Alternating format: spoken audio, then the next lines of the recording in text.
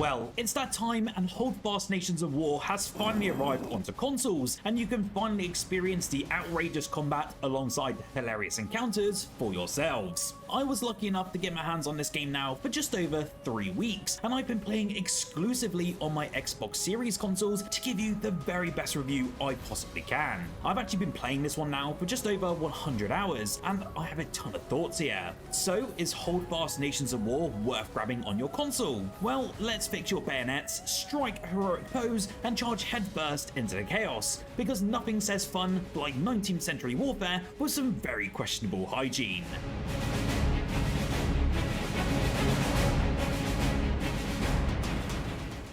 First up, I wanted to give you a very brief overview of Holdfast, so you know exactly what this sort of game entails and what you'll experience during your first playthroughs. This is a multiplayer only game, so don't expect any bots or a campaign, but honestly, the battles here are so massive and chaotic, you definitely won't miss that aspect at all. You'll be thrown into fights with up to 150 players across consoles and PC thanks to crossplay support, spanning both the Napoleonic era with its muskets, cannons, and more questionable French and British accents, and then the World War I era with its bolt-action rifles, artillery fire, and brutal trench warfare. You can play all of this in either first or third person perspectives, and it definitely takes some skill to get used to the different mechanics. The one thing that I can't gloss over though is the community, and it's easily one of the best parts of Holdfast.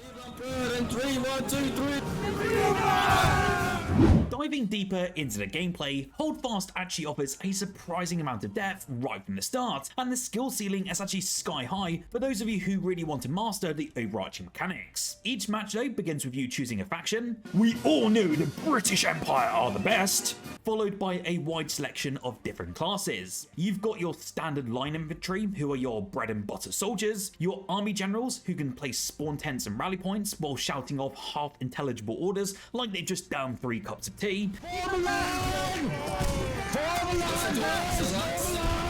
And then you have the support roles like sappers, flag bearers, and musicians, who will provide buffs or different equipment to nearby players depending on your team setup. Each class though does have some real substance to it, with its own progression path, unlockable weapon skills, achievements, and specific tasks. That said, class numbers are actually capped in every single match, because let's be honest, no one wants to be in the middle of a heated firefight with 50 bagpipers charging into battle. Oh, it just gives me chills just thinking about it. Even so, with all of that variety and the progression, you'll never feel short of things to do, and leveling up your favorite classes adds plenty of longevity to the entire experience. What really keeps me hooked on this game, besides my unhealthy addiction to yelling "Charge!" into a mic, is the sheer variety of its maps and modes. There's always something new for you to dive into, whether it's the large-scale public matchmaking with sieges, capture-the-point chaos, naval warfare, or just so much more. It's like a historical war buffet, and I'm always coming back for seconds and also thirds. Then you've got the line battles, which you have both public and private ones. You'll be joining Discord regiments, loading into massive 150 player battles, and suddenly you're part of a coordinated charge that feels straight out of a war movie. That all happens right before you get bayoneted someone, probably called Potato 69. The map variety here is absolutely excellent as well, offering everything from tight melee-friendly town squares to sprawling fields where numbers and flanking do win the day. It all works together to create a satisfying gameplay loop that really stays fresh and endlessly replayable. The World War I expansion is another highlight for me. Similar spirit, totally different vibe, but battles here are more quicker, more intense, and yes, you do die faster too. I did enjoy it, though I mostly stuck with the Napoleonic era, because let's be honest, those uniforms are really hard to beat. But if you're after a change of pace, the World War I stuff really does deliver.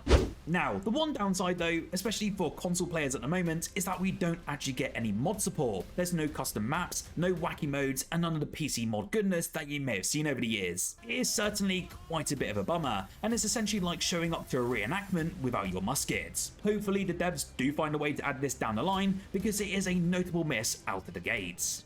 The gunplay in Holdfast though sticks closely to its historical setting, which means muskets take a good 5 seconds for you to reload. Every shot counts in that instance, so timing and aiming are really crucial. Even then, these are muskets, so sometimes your aim will be dead on and your shot will still miss. The game does loosen the realism a bit just to keep things fun, with more forgiving bullet trajectories, but it's still quite a learning curve. The cannons and rockets aren't perfectly accurate either, so mastering them really does take some skill. You will see that some experienced players will have a clear edge here, but it's so satisfying once you start to get the hang of it. Melee combat though is still a bit rough around the edges, and I know quite a few on PC will probably say the same as well. It's better than it certainly used to be, but it can still feel janky and a little bit unpredictable. You will control the direction of your attacks and blocks with an on-screen indicator, but it's not very intuitive, especially on consoles. PC players at the moment definitely have an advantage here. We do have aim assist, which does help a little, but it's still very hit or miss, quite literally. Some matches I will be dominating, but others I barely stand a chance. It is the weakest part of the overall game for me, though pulling off a rampage still feels pretty great, especially when it clicks.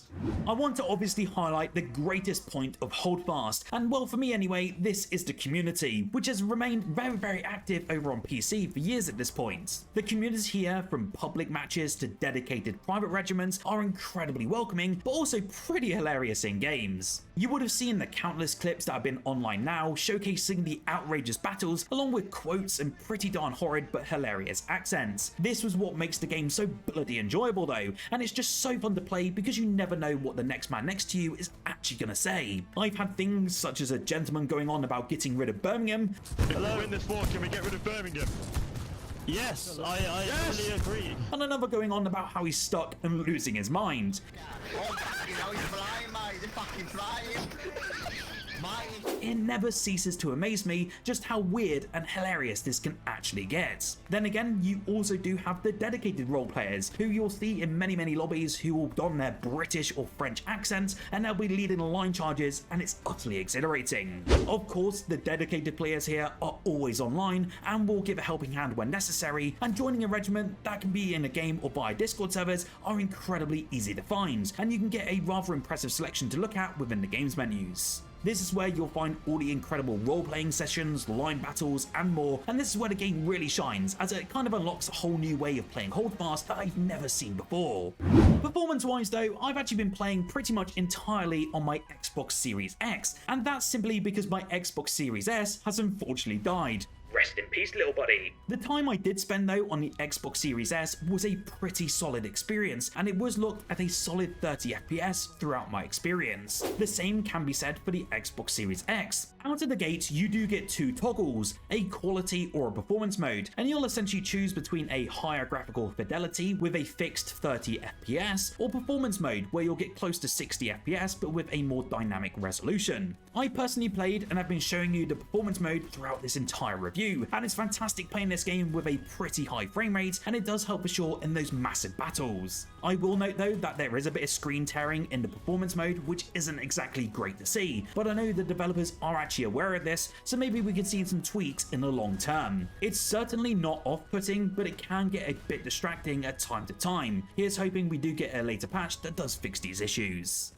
So you may be wondering, do I recommend Holdfast Nations of War on console? And at this moment in time, well, it's an easy yes from me, and there's no doubt about it. You are getting such an incredible PvP experience out of the gate, alongside some insane fun with the community, and so much depth in terms of leveling up, maps, modes, and more, and tons more to come down the line. Yes, the game does have its flaws, like a shoddy menu on console currently, and a couple of woes with its melee combat and performance, but all around, it's a pretty incredible package. I have no doubt you will have a bloody good time here when this game does come out on console, especially for the low asking price of just $20. You will feel incredibly happy with your purchase, and I cannot wait to see what the future holds with this game now that it's on console. If you do want to hear more or just find out more about this game, do check out my recent interview on my brand new website with the director of Anvil Game Studios, as they shared some answers and thoughts about this console release and what's next for Holdfast on Xbox and PlayStation consoles.